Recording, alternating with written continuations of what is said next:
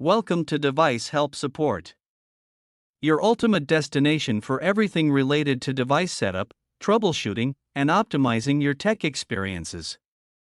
Subscribe to our YouTube channel for more videos related to setup, troubleshooting, and unboxing.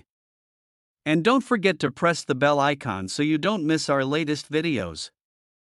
In today's video we will discuss how to set up Blue Carbon 300 megabits per second Wi-Fi range extender using the WPS push button. This is the easiest method to set up the extender within 2 minutes without any username or password. If you're looking for the best extender that gives you the perfect Wi-Fi range coverage, then this video is specially made up for you. So without wasting any time, let's start the setup process. I hope in the end, this video will prove helpful for you. First of all, insert the Blue Carbon Wi-Fi extender into a wall power outlet near your router. Wait about 30 to 40 seconds for the device to power on. The power LED light will become solid, which means the extender is ready for setup.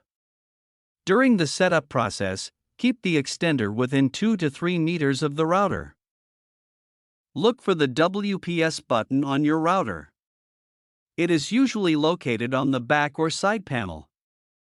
The button may be labeled WPS or have a circular arrow icon. Press the WPS button on your router. The WPS LED on the router will start blinking.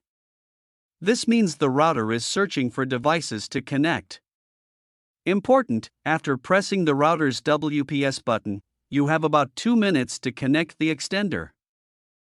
Within 2 minutes, press the WPS button on the Blue Carbon extender.